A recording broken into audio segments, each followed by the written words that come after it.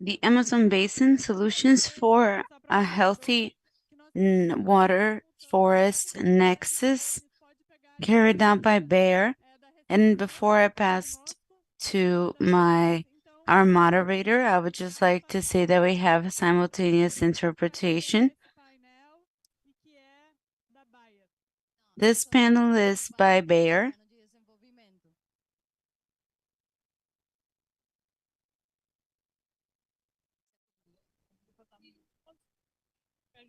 Esse aqui, tá funcionando.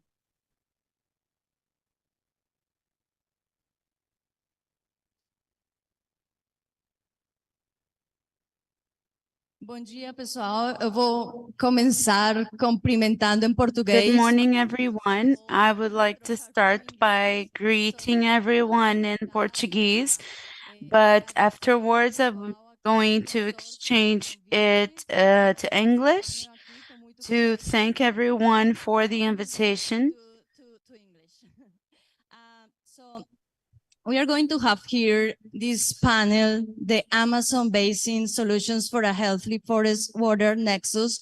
And for me, it's a pleasure to be here. My name is Esperanza Gonzalez. I am a climate change specialist at the Inter-American Development Bank.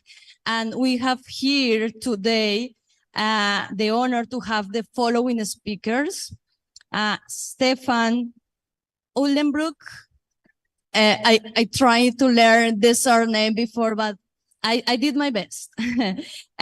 Stefan is the director of Hydrology, Water, and Cryosphere from the World Meteorological Organization. Matthias Berninger, I am trying my best with all the surnames. Matthias is the head of Public Affairs, Science, Sustainability, and HSE of Bayer. Welcome. Karl Genter. Karl is the co-founder and managing director of Circle of Blue. So thank you so much for being here in this panel today. Let me give you a little bit of overview. Over the last 50 years, the Amazon has lost about a fifth of its forest cover. This is over 300,000 square miles. The consequences are devastating. The Amazon rainforest plays an essential role, not only in capturing carbon from the air, but also in regulating water cycles. It is therefore critical for the livelihoods of people across South America, as well as for the health of our planet. Today, only 81% of the rainforest is still intact, dangerously close to the threshold of 80% that is needed to maintain a healthy hydrological cycle. The ecosystem is about to reach a tipping point, threatening water security across the continent. Against this backdrop, this panel will discuss how private and public sectors can advance new solutions that help curb deforestation and protect a healthy forest water nexus in the Amazon Basin, considering that climate change adaptation is a key driver for solutions to build more resilient social, natural, and food systems. With this overview, I will start with you, Stefan. You have an extensive experience in water and in this nexus. And also you have been working in modeling across scales, floods, different hazards, floods, and another ones. So I would like to ask you, in the context of the global warming and extreme weather events, would you please share with us how your organization perceives this water crisis? How you can advance actions? No. Yeah, thank you so much. and you give me 2 hours to explain that? You know, it's such a complex topic, so it's difficult to summarize that in a few minutes. But I believe that I'm working for the World Meteorological Organization. One of the key activities we are doing is observing, monitoring the global system for meteorology, for the climate, and for water, I have to say, as the director of water. So shouldn't forget that. Well, I think we do quite a number of different activities. First is kind of facilitating monitoring, increasing the monitoring network. There's huge gaps. Only if we understand the resources and its variability in space and time, only then we can also actually manage it. So I think this monitoring and facilitating sharing of data, standardization of the data and all that work is one of the critical things. So we work with the members of the National Hydrological and Meteorological Services, and you know, interact with them. They do the work, but our work is to help coordinating that. As some of the fruits that come out of that work is, for instance, we will now from now on publish the State of the Water report. The first report will come out just later this year. It's kind of an overview. How was the hydrology in the water resources back in last year? And what we saw, for instance, for last year is that a bit closer. Sorry. What we learned from 2021, it overall was a dry year, you know, and in many regions of the world there was really extreme heat waves. For instance, I was traveling in Pakistan. I was living in South Asia at the time, and then, you know, it was so hot, you know, it was unbelievable hot in Pakistan. It was end of May, early June. 50 degrees, more than 50 degrees measured temperatures. It was really so hot. At the same time, we had flooding in the river. And people, you know, this is confusing. You know, it's bone dry everywhere, but the river has very high stages, and a couple of bridges were washed away. And then it was confusing. But what it was, this extreme heat wave, was the snow and ice melt from the glaciers of the Himalaya. It was extremely hot, and then an extremely flooding because of snow and ice melt. And based on that, you later had these monsoon rainfall, which the whole monsoon was falling in some areas in 2 or 3 days, where you had extensive flooding and super hard challenges for Pakistan in this way. Sorry, I should speak about the Amazon, but it's just a very recent example that shows if we don't understand the whole catchment and only look at the local weather, we never get a real grips on space-time variability of water resources. So we publish this annual report, reviewing what are the major floods and droughts to provide more policy guidance. And one more point, you know, I'm very happy to sit to the next speaker. He's one of the water and climate leaders, so it's kind of a lot of you know, credits on that. And they just published earlier this week a statement. They call that the change of the narrative around water. Often in these floods and droughts, where you ask me about it, hydrology is seen as a problem. You know, you have climate change, so therefore an increased occurrence and increased frequency and severity of floods and droughts, and it's always a negative picture. You know, it's kind of, oh, terrible. But I think with the narrative, the water and climate leaders just published earlier this week, they say, well, water is a problem, but water is part of the solution. So through better water management, we can actually contribute to the resilience of society. We contribute to early warning of floods and droughts, and really can make a difference. And we also can contribute to capture carbon, assimilating carbon in the soil storage through kind of water management of nature-based solutions and plant management. Maybe you're going to speak on that one. So I really feel that the change of the narrative from water as a problem, as water as a solution, is something where WMO also stands behind it. Thank you.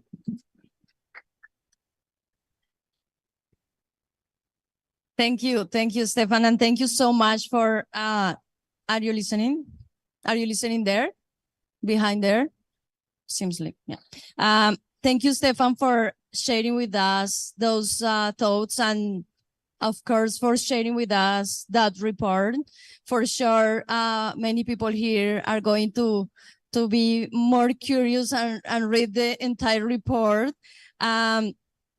It's interesting the example that you put there in Pakistan, the flood, but the hazard is different, right? Like it's the flood, but the source is different, but it's something that they are facing. There's like, we are facing everywhere this kind of hazards, and we have to work all together, the entire world, to fight against climate change.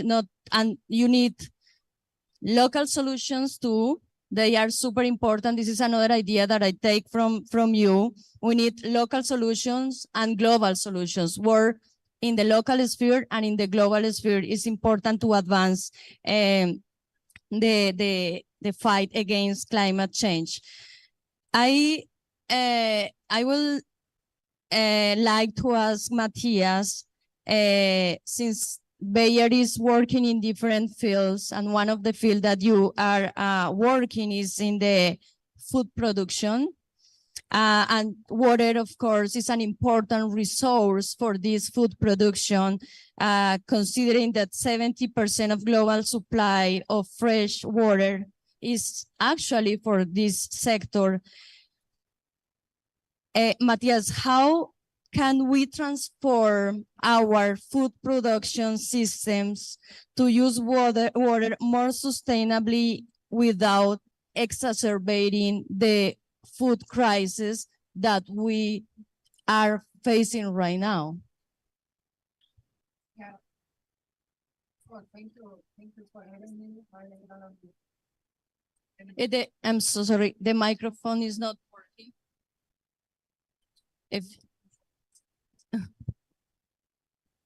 Sorry, thank you for having me.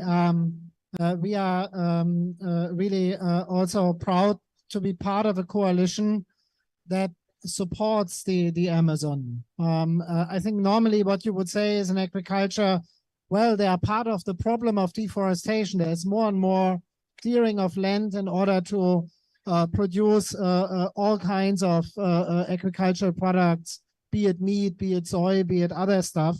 So why would we as a major player in agriculture care so much about the Amazon?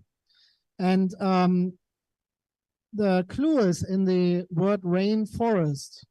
It's about forest, about trees, but also about rain. And what we realize looking at the climate data, looking at the origins of water, that a huge resource of water is vegetation. And of course, the Amazon is one of those major sources. We know that glaciers are a major source of fresh water. The Amazon is, if you will, a very clean glacier. And in destroying that green glacier, we aggravate drought further south in Latin America. And we force farmers to then actually clear even more land in order to kind of have a living and to produce, or to move from one place further north. And our goal is to stop this vicious cycle. We agreed in Glasgow that by 2030, there shouldn't be any more net deforestation.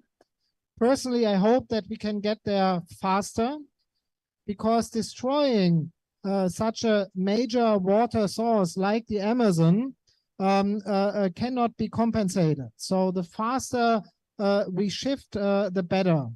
And how to do that? I think first of all, of course, adhering to the laws that protect the forest. Brazil has one of the, I would say, most progressive forest protection codes in the world. We have to make sure that everybody adheres to it. But then secondly, we also have to offer the agricultural community, the farmers, an opportunity to produce more on less land, so that even where it is legal, they refrain from clearing the forests. And that is what we are working on in a program called Pro Carbono, where we say, if you farmer adhere to the law, commit to not clear any more forests, including the forests on your property that you actually would legally be allowed to clear, then we not only secure funding for you, we would also increase the access to innovation, to better seeds, to digital, to like the state-of-the-art crop protection that allows you to have a higher yield on less land. And these are the kind of integrated solutions we need to protect the green water sources. Thank you, Matthias, for your thoughts. I really like what you said about increased productivity, basically. Increase the production that you can get from a piece of land. Let's say it's a way to fight against against deforestation, and also using better the water resources, right? I would like to ask Carl,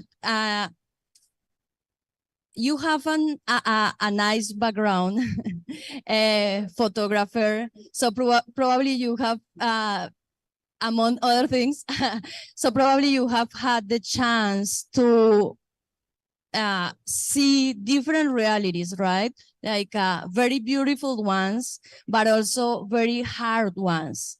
So I would like to ask you about this loss of nature and water insecurity, because they are interlinked in your work as a broadcaster, as a photographer.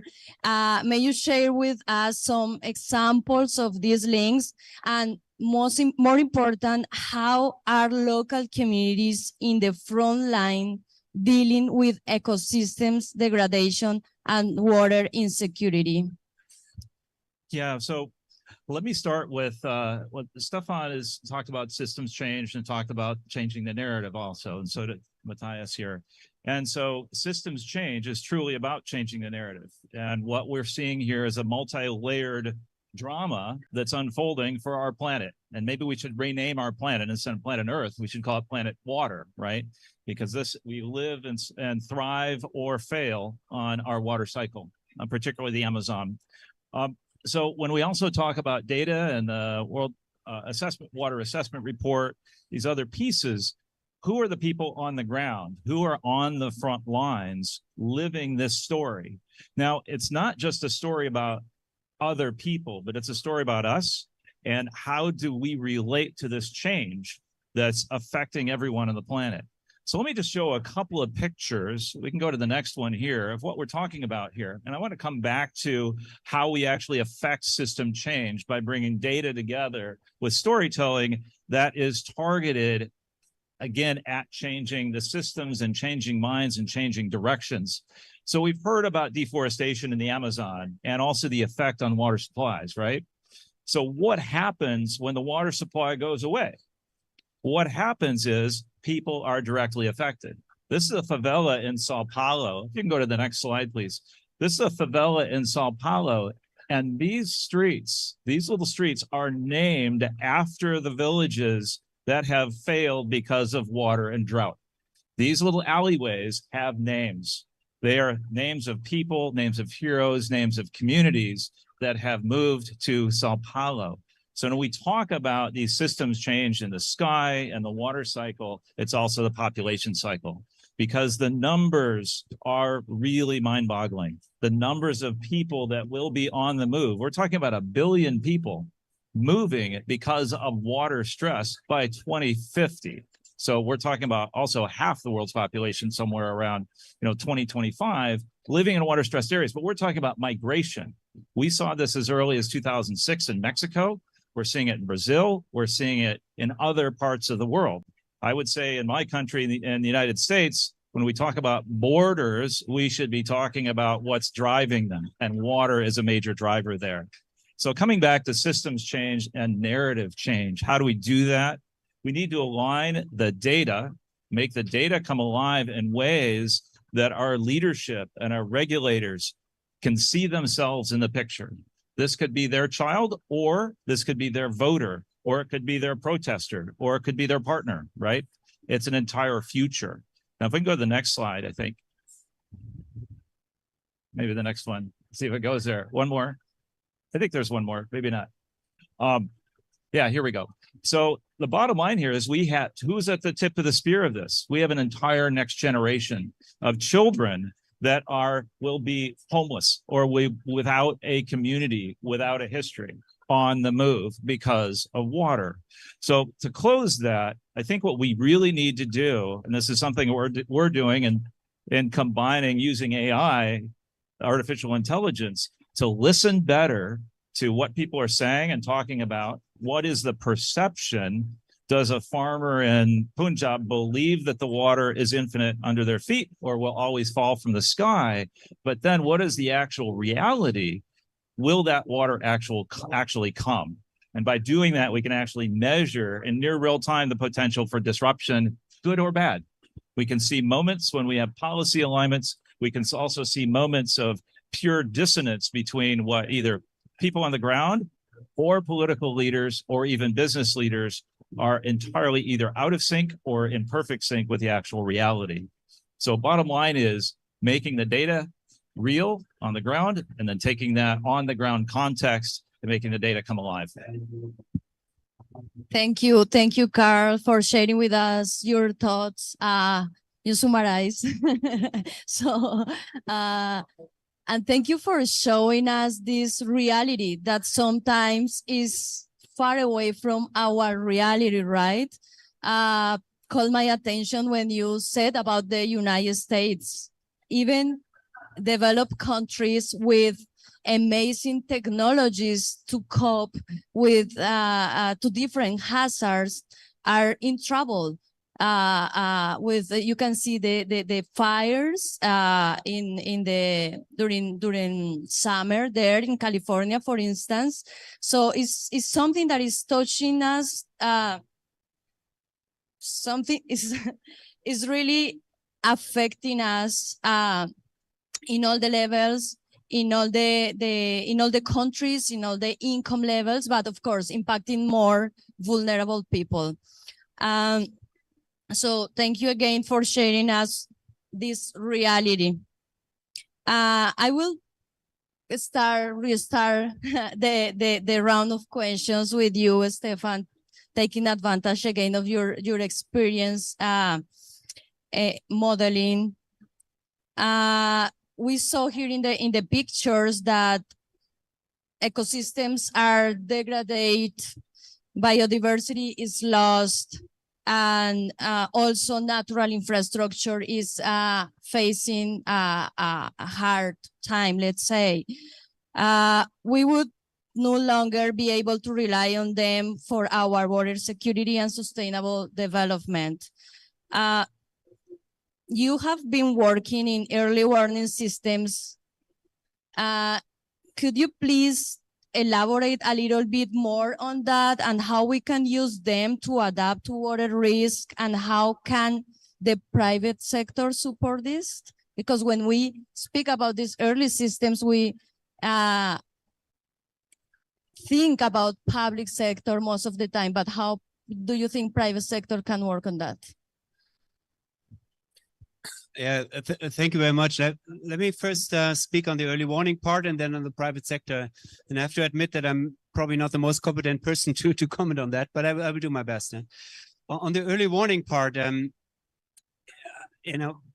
climate change adaptation, there was a report by this Global Commission on Adaptation. They kind of compared different adaptation options. And you know what was one of the best return on investment?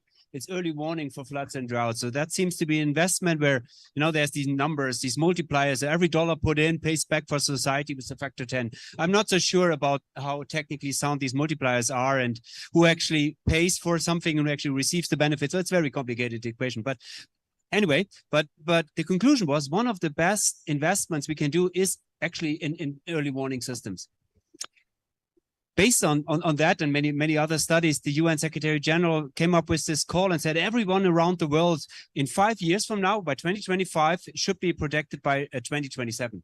In 5 years from now, should be protected by an early warning system. So that is kind of the objective. And he tasked WMO, or the Secretary General of WMO, my boss, yeah, with coming up with a plan. So how do we achieve that? How do we protect everyone around the world?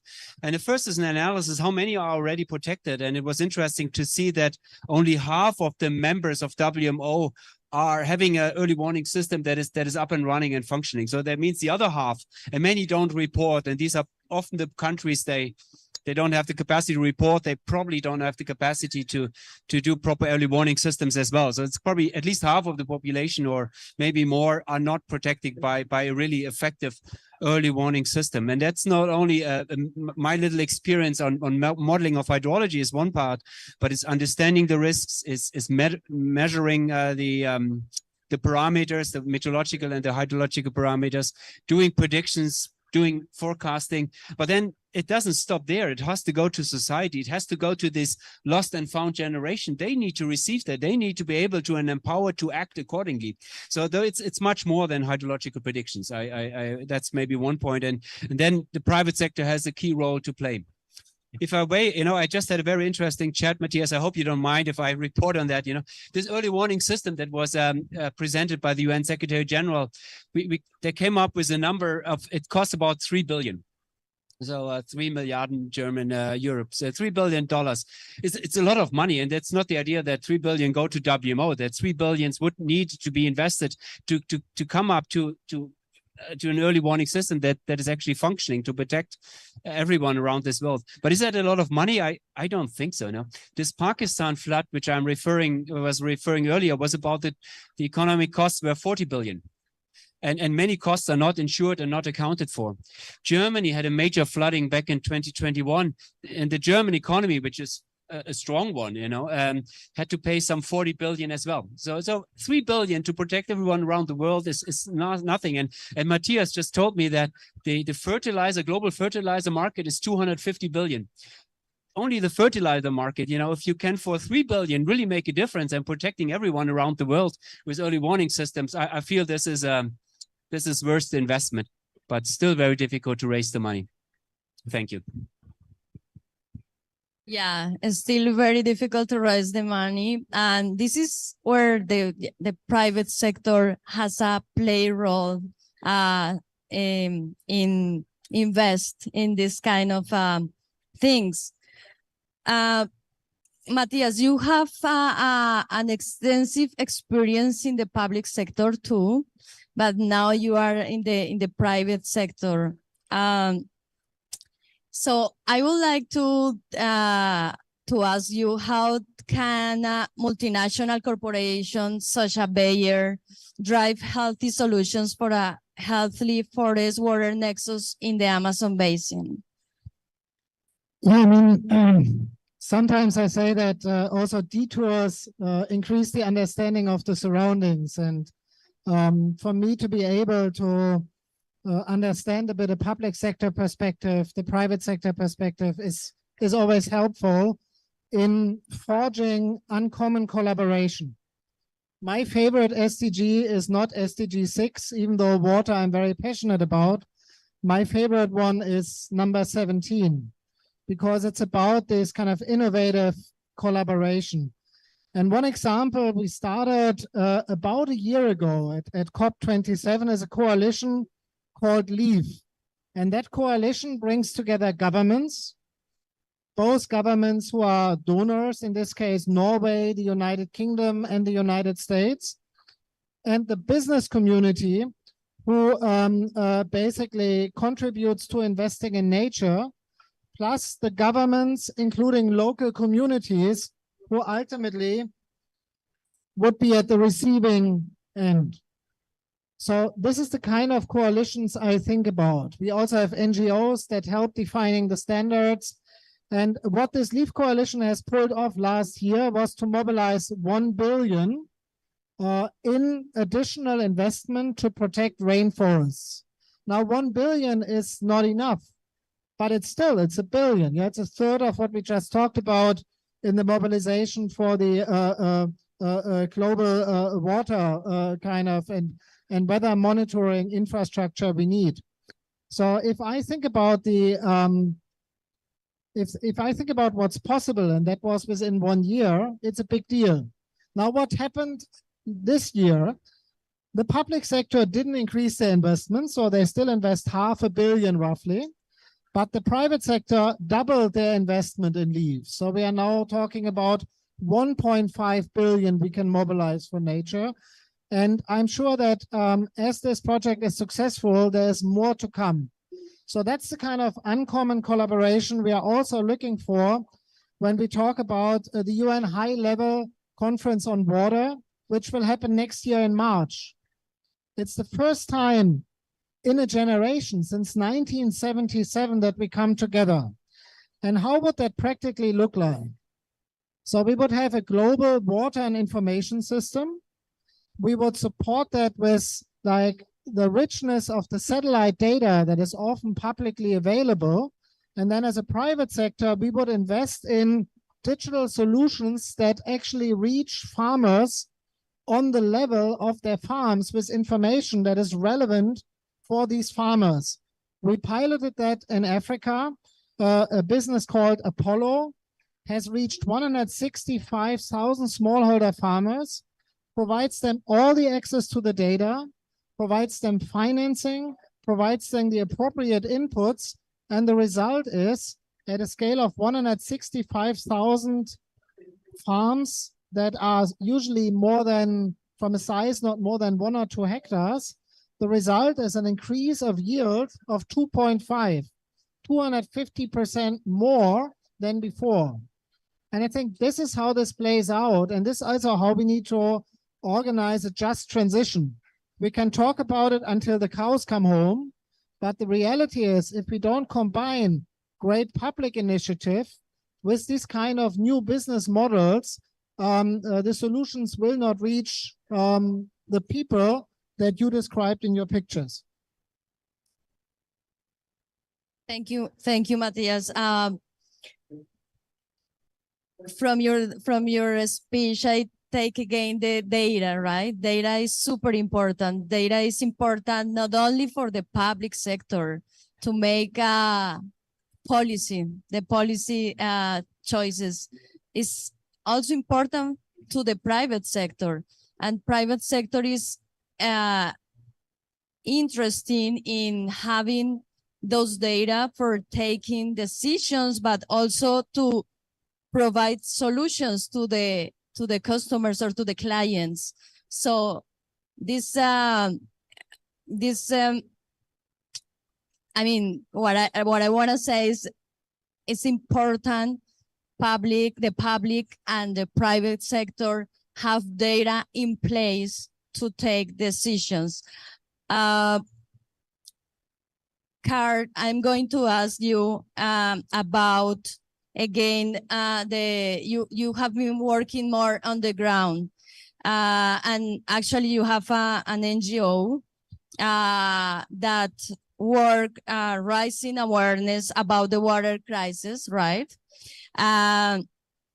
So what do you think are concrete actions that need to be taken to translate all of these crises, all of these problems in solutions? Because yes, we have challenges, but we have something to do, right? So what do you think the society can do, the public sector can do, and the private sector? Because we have to work as a team, let's say, all together to face this crisis.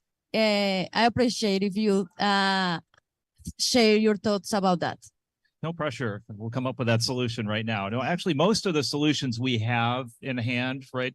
We talked about the challenge or the elephant in the room. There are two of them. One is, how much money we need, and to motivate that innovation and to fund that innovation. But what do we need from innovation to make innovation happen? Well, one, we need really optimism that we can solve these challenges at scale, right? We can do this, not just pilot programs. We can do this at scale. So how do we do this at scale? We have to motivate our leadership, our regulatory leadership, our business leadership, our political leadership. And how do we do that? We'll come back to, they have to see themselves in the picture. And there has to be moments of relevancy where they see themselves. I'll give an example about China. We spent a lot of time on the ground in China looking at, now journalism is, it's pretty pictures, thank you. And it's about people, but it's also about data, and it's about trust. And we're talking about real frontline journalism, but it's about trust, and it's about making data come alive. So what we were able to show in China, and Stefan, you may remember this, is we were able to show that China did not have and does not have enough water to continue down a path toward coal, particularly in northern China. Don't have enough water to mine and process coal at current rates or to cool the power plants. So that is a major constriction that affects Inner Mongolian shepherds, but it also affects the water minister, the infrastructure minister, and the energy minister, all the way up the chain. So how do you take that story and that data and actually make it relevant to drive that systems change, which not only is policy, but then policy unlocks that investment? And that's when you start to align that perception and reality. And I'll go back to China.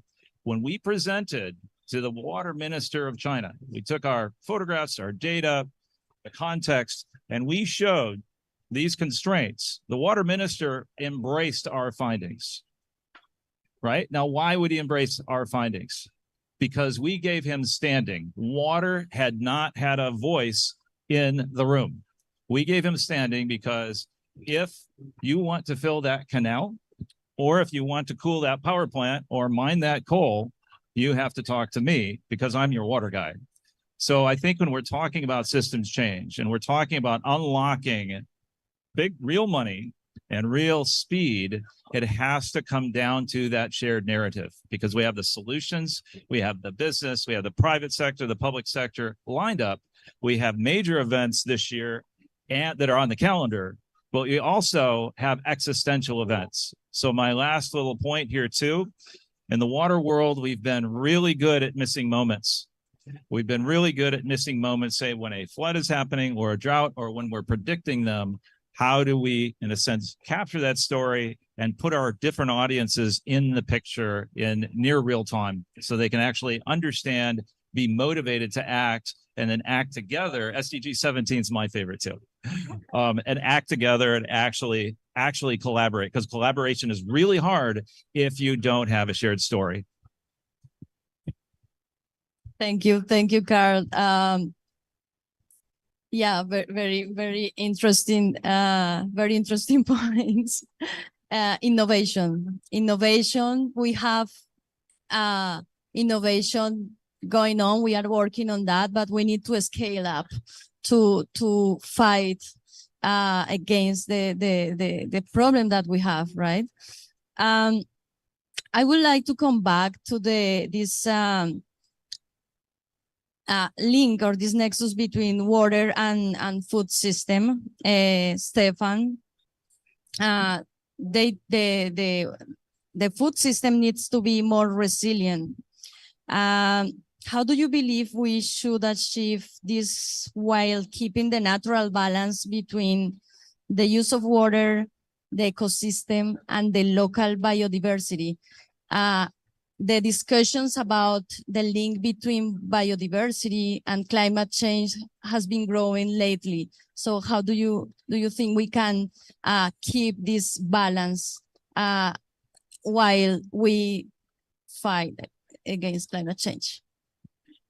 Thank you. I wish I had the perfect answer to that, but one aspect is innovation. The previous speaker just spoke about that, and last night we had a session, and I was speaking on that. And my learning in that session was, it's great, you know, all these technical innovation, new sensors, new technical innovations, fantastic. Then social innovations, new financing systems, new governance structures, and also nice, but what we kind of miss is the innovations to get the innovations into practice, you know, to scale from our demo sites, from our pilot section, to make them operational, to actually really, you know, scale them to the necessary scale. And then the favorite SDG of my two colleagues here is probably the one to have effective partnerships to be able to do that scaling. But I don't think we are very innovative. So sometimes we run from one pilot to the next and find yet another idiosyncrasy of the system that we love to describe in our academic papers. So I think that's maybe one answer to it.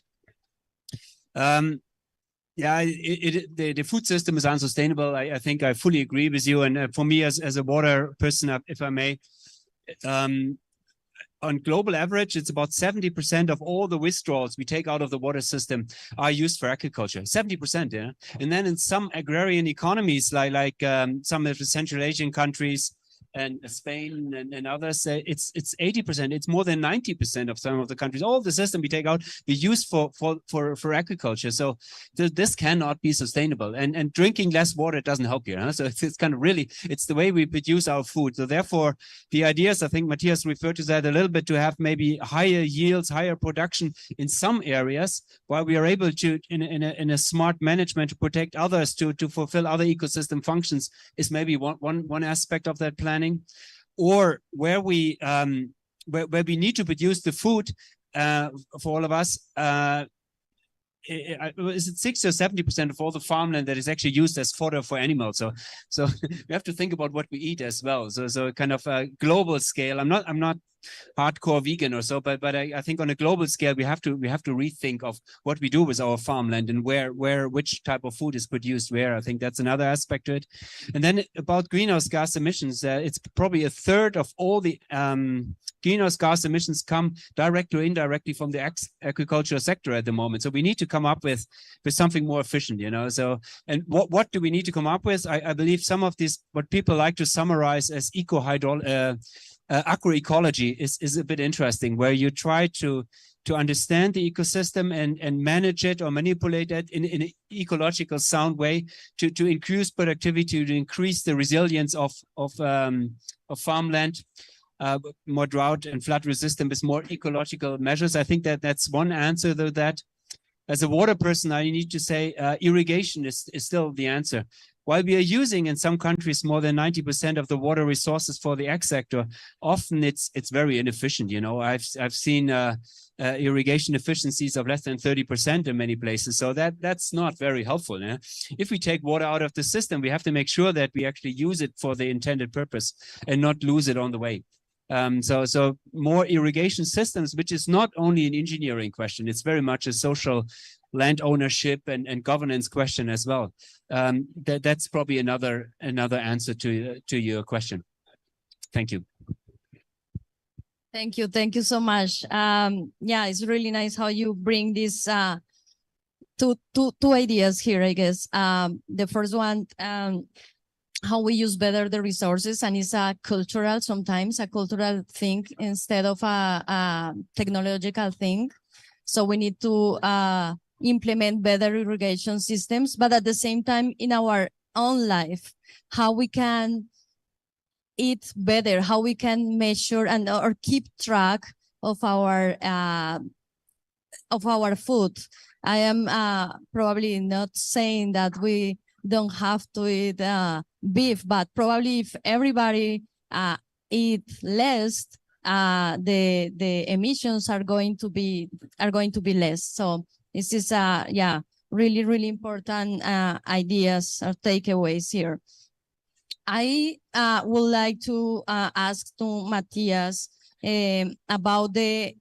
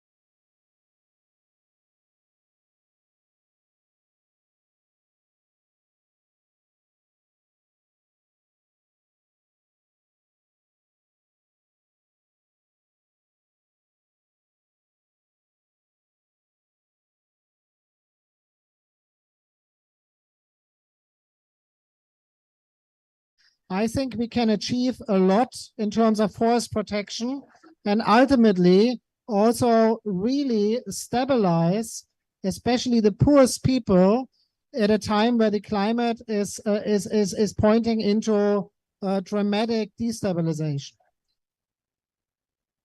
Really important: capital, innovation, regulation, and participation, all moving in the same direction instead of contradicting each other. And my last points here too, I think comes back down to trust, to collaborate. You have to build trust, right? And also, we're all flying in a small airplane and there are a lot of storms ahead. There are some clear skies, but we need to be able to course correct in real time. You know, the era of pilots taxiing around the runway is over. We're all flying together. We're flying towards storms. We need to course correct in real time. And we need to be much more nimble and willing to do that and to do that together. Thank you. Thank you so much, Stefan, Matthias, and Carl, for your time. Thank you for the audience. Muito obrigada, pessoal. Obrigada. Thank you.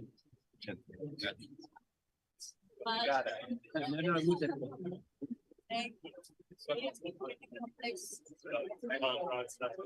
So